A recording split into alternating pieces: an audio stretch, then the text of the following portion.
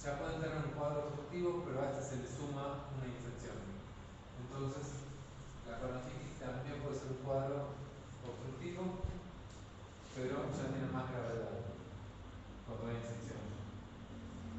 La colecistitis, que es la inflamación de la vesícula, puede ser aguda o crónica, puede ser una crónica reagudizada, porque el paciente ya tiene una inflamación crónica, pero un buen día consumió colecistoquinéticos, es decir, alimentos que estimulan la liberación de bilis, o sea, principalmente son los grasos, y ahí tenía un listo en la vesícula que se movió, se impactó en el cuello, entonces ahí viene todo el proceso agudo sobre un cuadro ya crónico. Puede pasar eso. Y como ven, puede ser por litos o por otras causas también. Puede haber inflamación crónica sin litos.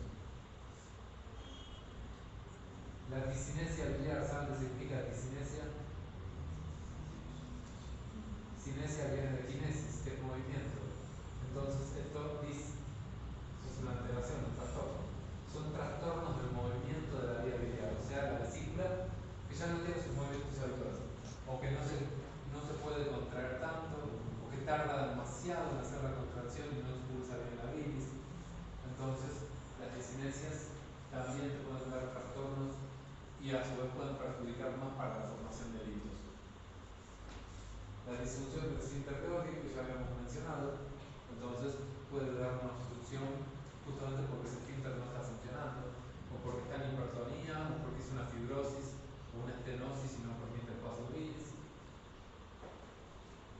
Y la vesícula esclerotrófica es una complicación tardía, es un paciente que tiene la vesícula llena de litos y esa vesícula ya es atrófica. Directamente está esclerosada, o sea, está fibrosada totalmente en las paredes y colapsada sobre todo en los litos del interior. Esta vesícula no se dilata, no se contrae, nada. Y se puede perforar, te puede dar una peritonitis biliar, es peligroso.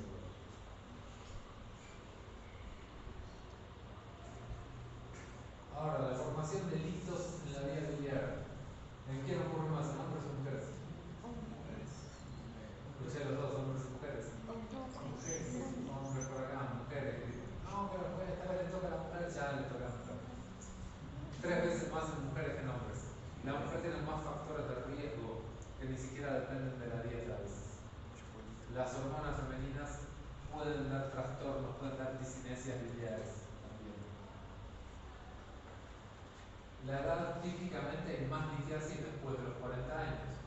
Puede ocurrir antes, te pueden sacar la vesícula a los 15 o 20 años, pero por estadística eso no es común. En cambio, las apariciones de listo después de los 40 años sí son bastante más comunes, ¿no? La dieta va a ser un factor de riesgo también, dietas con exceso de colesterol. El exceso de carbohidratos también, porque normalmente se asocia mal. Se piensa solo que el problema de los lípidos son los lípidos, y no es así. La persona que consume mucho colesterol asociado a mucho carbohidrato empeora todos los riesgos. Eso se explica con el metabolismo de la insulina. Después, las gestaciones también, porque el aumento de hormonas femeninas, especialmente progesterona, también te da alteraciones de la fisiología de la vesícula. Entonces, las mujeres que tienen muchos embarazos aumentan más el riesgo de formación de litos. No quiere decir que va a tener litos, pero por estadística su riesgo aumenta. La mujer que utiliza durante muchos años anticonceptivos hormonales también aumenta el riesgo. Y si encima suma la obesidad, dieta con alto contenido de colesterol, todo eso, peor. Y las infecciones recurrentes. En el caso de los parásitos o de las bacterias como Escherichia coli, Bacteroides agilis y Streptococcus fecalis, sí, también te aumentan el riesgo de formación de litos. La nucleación de los litos es esto, ¿no? Se empiezan a juntar las micelas de los lípidos, las lecistinas, el colesterol, el calcio, las sales cálcicas, porque dijimos que había iones también en la composición de la bilis. Y todo esto ocurre, pero para que todo esto ocurra, tiene que ocurrir esto.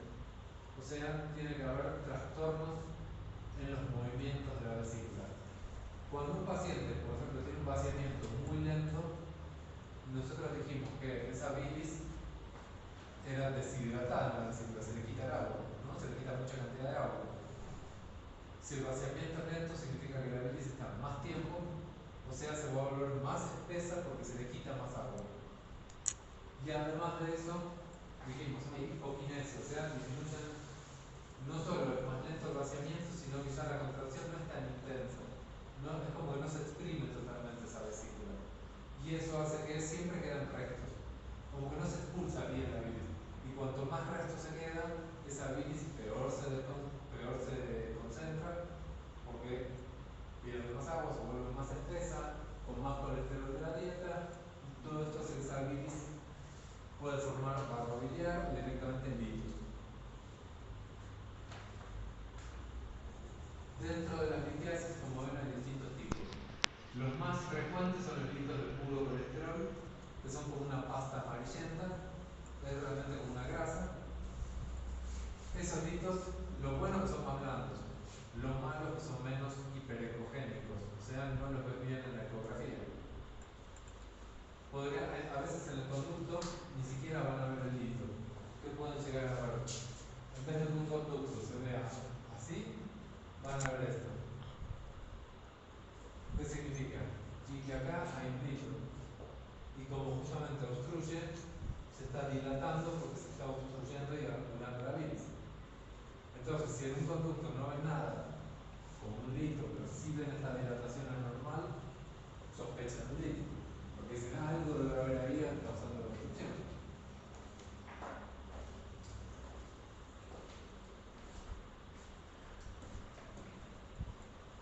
Y típicamente vienen de 1 a 2 centímetros de diámetro.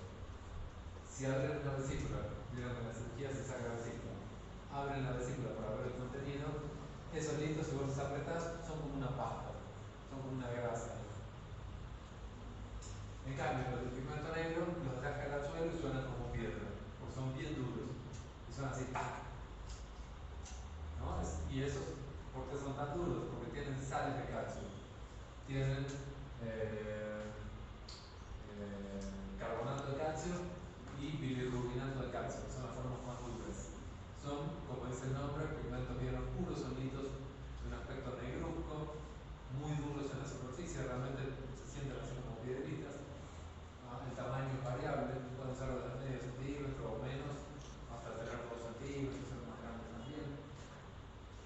Típicamente van a ver estos en los pacientes que tienen cuadros crónicos como la hepatopatía, la cirrosis, los que tienen aumentos crónicos de bilirrubina indirecta justamente porque tienen déficit de función hepática, como la cirrosis, típicamente permanentes.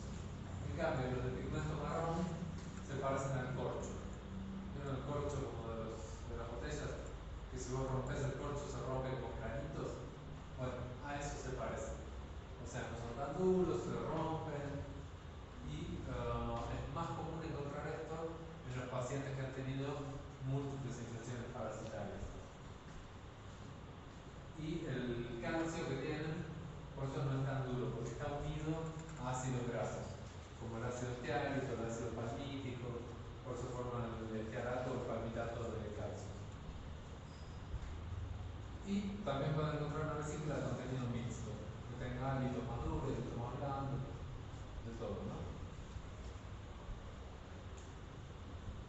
Ahora, en la clínica de una colecistitis aguda, típicamente el paciente va a tener un dolor hipocólico o espasmódico en el hipocondrio derecho, que se desencadena después de la ingesta de colecistoquinéticos, es decir, huevo, maní, palta, mayonesa, todo lo que es grasoso.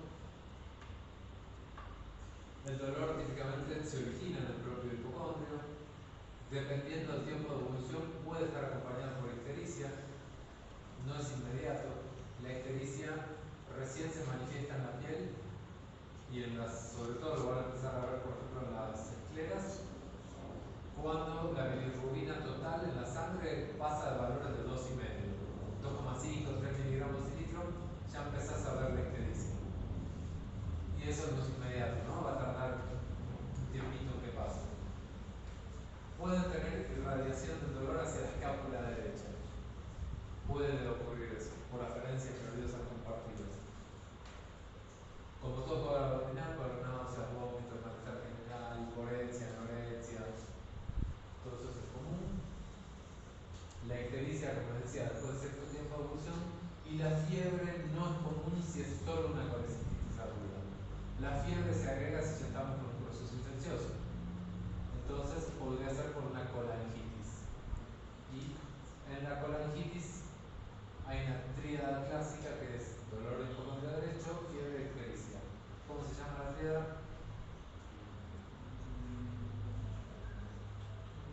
Charcot. Muy bien, la tríada Charcot. Y si este paciente no recibe atención, pasa más tiempo y además a estos tres de la tríada se le suma alteración del estado de la conciencia e hipotensión, baja la presión arterial. Ahí ya son 5. ¿Cómo se llama esa péntada?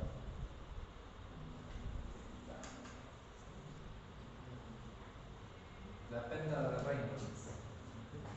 Siempre estas cosas te preguntan los instantes. La tríada de Charcot, la péntada de Reynolds. Todas estas cosas siempre te preguntan. Este es un paciente que se está complicando, o sea, su estado general ya está más complicado.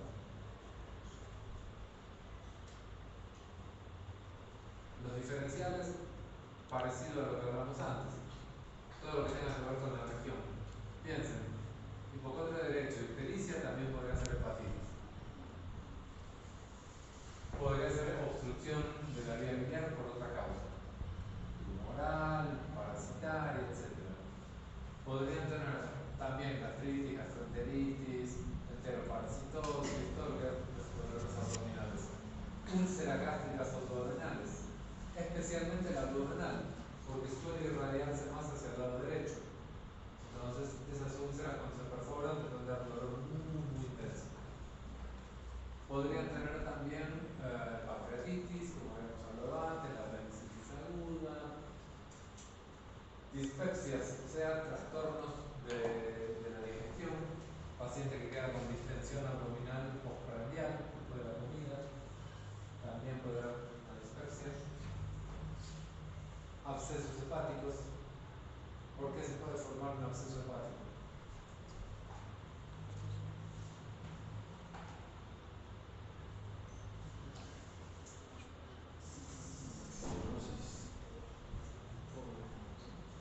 ¿Hematoma? Ya no es un absceso, es un hematoma. Te va a dar un efecto de masa, te puede dar dolor, sí, pero ya es otra cosa. ¿Okay? Puede ser, sí, hasta por trauma. Los abscesos pueden ser parasitarios, puede haber formaciones parasitarias quísticas o abscesos por infecciones bacterianas. ¿Se acuerdan de parasitología? Habrán visto la fasciola hepática, el quiste hidratídico que se forma por el Echinococcus granulosus, más cosas que pueden ser. Hay quistes hepáticos que son idiopáticos, o sea, no sabes por qué se forman. Es como una bolsita que cae adentro, a veces tiene líquido dentro, no es maligno, no es infeccioso, solo aparece en la ecografía y no sabes por qué. Puede pasar eso. Nefritis, abscesos y el síndrome de Hicks-Curtis, que es una perihepatitis. En lugar de una hepatitis, una perihepatitis. O sea, toda la inflamación está fuera del hígado, está alrededor del hígado.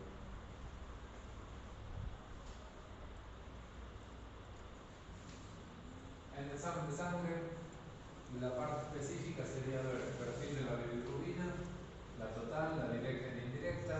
Recuerden que si hay cuadros obstructivos, típicamente de las bilirrubinas, la que más aumenta es la directa, porque la indirecta se conjuga en directo por la función hepática. Si la función hepática está bien, sigue conjugando, pero como no tiene a dónde ir por la obstrucción, se libera retrogradamente y empieza a aumentar en la sangre la directa. Entonces típicamente vas a decir, tiene un aumento de bilirrubina total a expensas de la directa. O sea, aumentó todo, pero la que peor se aumentó es la directa. Porque si fuera una indirecta ya puedes pensar en un déficit de la función hepática. O sea, es otra cosa. Después, de la función hepática también valoran, ¿no?, las transaminasas. De las transaminasas, la que realmente les importa mucho en un cuadro agudo es la GGT, la gamma glutamil transpeptidasa. porque esa es la que más se altera de todas en obstrucciones y en inflamaciones. En cambio, las otras, bueno, pasan muchas horas hasta que se empiecen a alterar. Y el resto de las pruebas ya son más inespecíficas, ¿no? Que sea infección y demás, bueno, ya no es tan concreto para la vida biliar. Si quieren hacer diferencial, podrían ver enzimas pancreáticas, si sospechan, si están en duda o algo, o si piensan que podría estar cruzando con ambas, porque si un litro de la vesícula se escapa uno chiquitito y se baja por el colédoco y me obstruyen la polla de váter, entonces podría venir acompañada de la pancreatitis. En la vesícula, me imagino que van a ir perfectamente bien la vesícula. Se supone que acá está el borde, ¿no?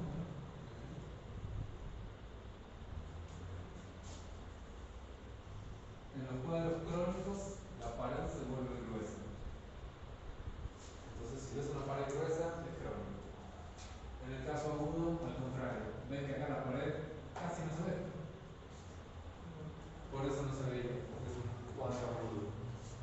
Pero yo me doy cuenta de que está perfectamente porque acá tengo barro biliar que está adentro de la vesícula. Y esto está más hipoecogénico, está más oscuro acá. Y acá está más claro. Entonces, ese es el límite y esta es la vesícula. Dentro de esta vesícula que estamos viendo el barro biliar también hay estos puntitos que ven ahí, son microlitiasis. Todos esos son microlitos, de 1 o 2 milímetros, así chiquititos. Y esto que ven acá, seguro ustedes ya saben cómo se llama.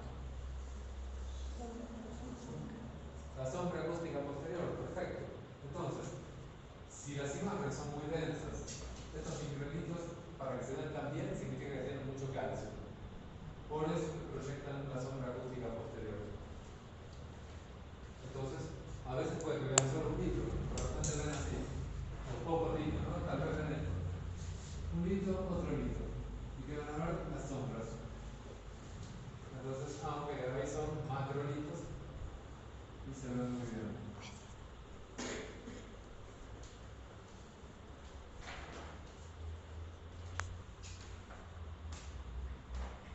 Misma rutina para pacientes interna, procedimientos, completar exámenes, hacer prequirúrgico, queda en NPO también, nada por vía oral, analgesia.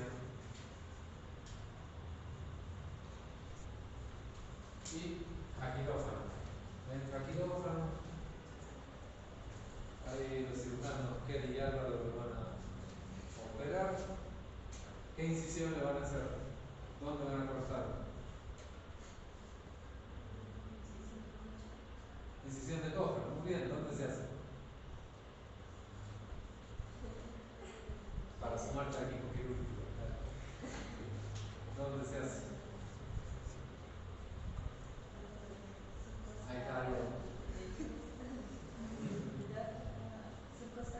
Exacto, subcostal derecha, o sea, un dedito por debajo del reborde costal en sentido oblicuo como yendo hacia la apófisis, ¿no?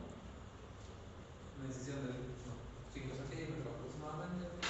Incisión del cógeno, subcostal derecha, muy bien. Podrían hacer una mediana supraumbilical o una paramediana supraumbilical derecha si es un paciente que tiene perforación de la vesícula y ya tenés una peritonitis biliar. Ahí tenés esas otras opciones. Si no, típicamente vas a esta, que es cirugía abierta, la incisión de cógeno, igual que la pinza corta. Bien, entonces, una vez más, piel subcutáneo, colorosis, músculo, colorosis, peritoneo, parental visceral, todo. Acá tienen un obstáculo más. Se van a encontrar con más tejido, que es el aumento menor, el aumento gastro hepático. Ese no se corta, porque si buscan bien tiene una ventana.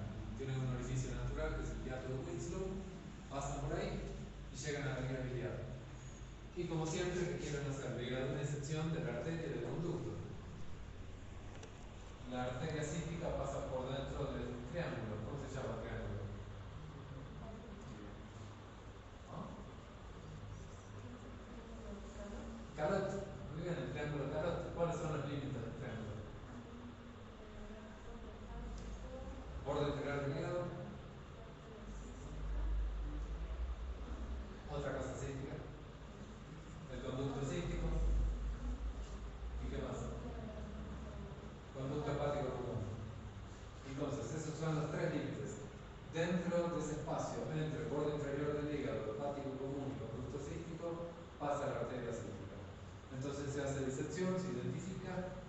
ahí hemostasia, para hacer ligadura y sección. ¿Con qué pinza hacíamos hemostasia de arteria cística y conducto cístico? Muy chiquito. ¿Con qué pinza hacíamos disección?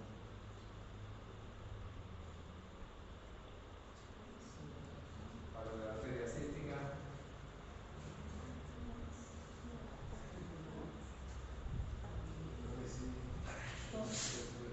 ¿Cómo se llama?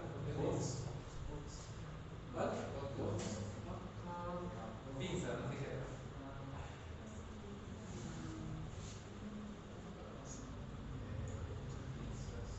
Para la arteria cística podemos usar la pinza cística. Que se acuerdan que también se llama pinza mixta o pinza disectora.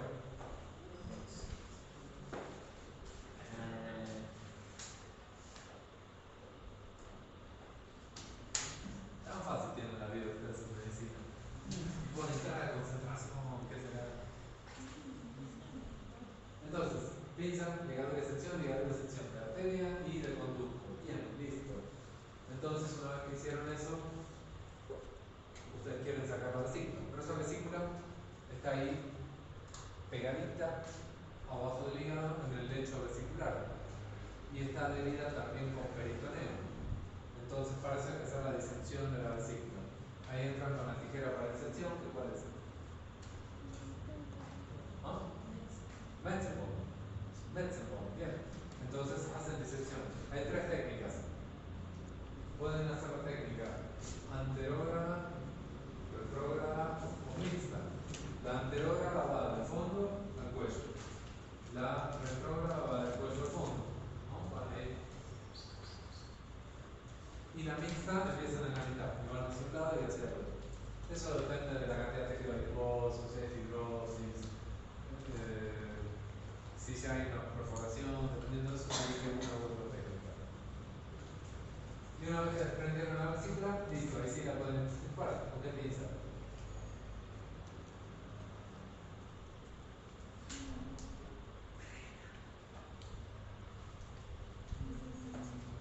Es que está fácil la vida.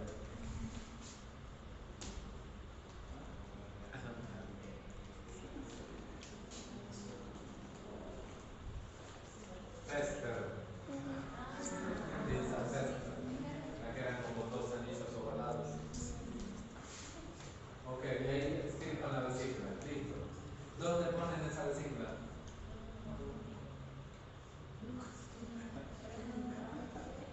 No todos responden acá. Siempre. Los ojos son dos cosas. ¿Qué? ¿Dónde ponen? ¿Alguien dijo? ¿Dónde ponen la vesícula? La riñón, ¿no? La riñonera. Esa. Es el recipiente metálico que tiene formita de riñón. La riñonera, muy bien. Bien. Ok, y después de eso lo que hay que hacer es suturar ese peritoneo que tal vez fuimos agarrando en la disección, en el lecho vesicular. Entonces se cierra eso y listo. Cierran toda la pared muscular y eso fue. Obviamente que de la vesícula tienen que abrirla, sacar listos para poner la patología y de las paredes van a buscar donde peor se vea la pared, donde más tenga aspecto inflamatorio, toman muestras de tejido y también van a histopatología. Porque siempre hay que estar seguro de que fue un proceso benigno.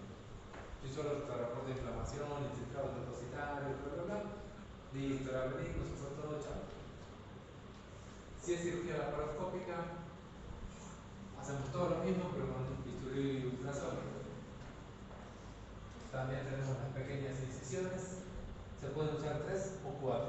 A veces es difícil explorar y se usan hasta 4. Y siempre tenemos el porto más grande en el ombligo y los otros, fíjense, subsifoideo y los laterales, ¿no? Que vamos también siguiendo por debajo del reborde costal derecho.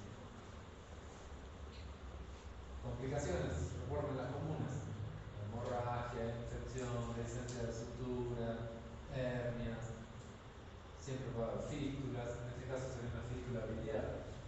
podrían tener, bueno, de todo esto, los procesos que ya hablamos, pero acá lo que más nos tendría que preocupar, la colestasis es que se detiene el flujo biliar, la infección de vía biliar, pero de acá lo que nos tiene que alarmar, ¿qué cosa? Que es peor con el Postoperatorio. Sí, que se detiene el flujo durante el periodo postquirúrgico, después se normaliza. Lo que más nos tiene que preocupar acá es la coledocolistiasis.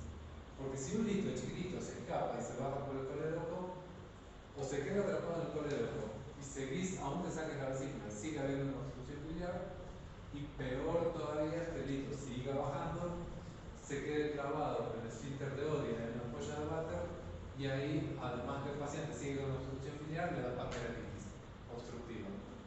Entonces ese es el escenario así peor que nunca queremos. Si pasara eso que les digo, que un litio viene, baja y se clava acá, o se queda en el colédoco, lo que hay que hacer es una CPR, que es la colangiopancreatografía retrógrada endoscópica. Entonces, entra con el endoscopio por la boca, pasa en el estómago, llega al duodeno y retrógradamente vas a sacar ese litio. Una de las formas es agarrarlo con una pinza y sacarlo. Si no se puede, lo que se hace es romperlo, se hace una litotripsia, rompes en pedacitos de acelito y con una canastita así miniatura, es como que se atrapan los pedacitos y se sacan. Obviamente va a salir igual que el endoscopio, ¿no? Sale por estómago, esófago, chao. Peor sería cuando el litio se queda totalmente clavado en el esfínter de Oddi y no lo pueden mover ni romper.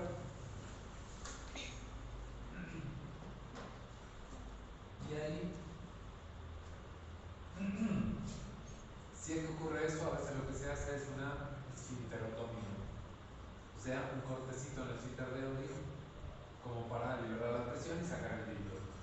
El gran peligro de hacer una esfinterotomía es que cuando cicatrice va a ser fibrosis y se puede obstruir otra vez.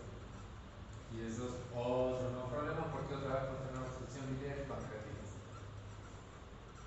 En este ejemplo están viendo acá un tumor de cabeza de páncreas que como causa obstrucción de vía biliar, esto que colocaron acá es un stent. Igual que el stent que conocen de la coronaria, bueno, también hay para colocar vía biliar y mantener permeable la fisiología biliar, ¿no? Y por último, para que sepan de qué se trata, por si les enseñan, la técnica Jederoth es una derivación del tránsito digestivo.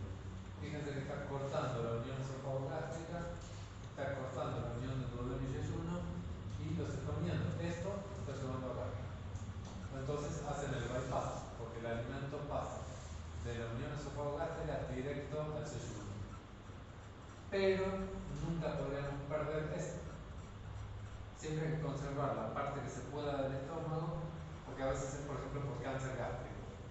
Pero no querés quitar todo el estómago. Así, bueno, a ver, si esta parte puedo salvarla, salvo, porque ese estómago recibe el impulso para formar el ácido gástrico, le manda